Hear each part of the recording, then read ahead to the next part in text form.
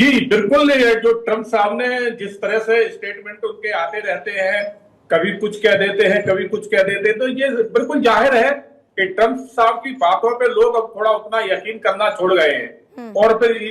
Iran जो है ना भुक्तभोगी है। अभी उन्होंने जो एक घोषणा की थी G7 के बाद कि हम ईरान को 15 दिन का समय देते हैं, वो सोच विचार ले। और 15 दिन का समय देके और 2 दिन बाद उन्होंने खुद ने ही अटैक करवा दिया। तो इसलिए ईरान इस बात को भी कहीं ना कहीं नजरअंदाज नहीं कर सकता है कि ट्रम्प साहब ने पिछले किस तरह के स्टेटमेंट दिए थे और उन पे वो कायम नहीं रहे। तो इन बातों पे सब अभी ईरान क्या तो जल्दी से कोई भी ट्रम्प साहब की बात पे यकीन करने को तैयार नहीं है, क्योंकि वो अपनी खुद ही अपनी बात अपने कहे हुए बातों पे नहीं चलते हैं। वो कब अपने कहे हुए शब्दों को बदल लेंगे, कब अपने डिसीजन को बदल देंगे, तो उनको भी कुछ पता नहीं होता। तो इसलिए जो है ना ये जो अगर कहा गया है तो इसमें कहीं ना कहीं उनको लग रहा होगा ऐसा, क्योंकि भारत के साथ ही देख लो ना, भारत के साथ ट्रम्प साहब ने बहुत अच्छे संबंध बनाए।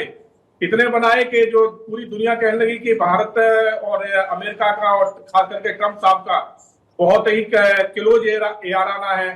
मगर आते ही जिस तरह से उन्होंने हमारे भारत के नागरिकों को वहां किस तरह से कैद करवाया और तमाम तरह की बंदिशें लगाना शुरू कर दी, तो ट्रम्प साहब की बातों पे भरोसा तो करना, यकीन करना उनके ऊपर, ये तो अपने आप को धोखा देने वाली बात है कि उनका कब मूड और कहां बदल जाए वो खुद भी नहीं समझ पाते इस बात को। तो अगर इस तरह का स्टेटमेंट आया है कि इस पे पूर्ण रूप से भरोसा ना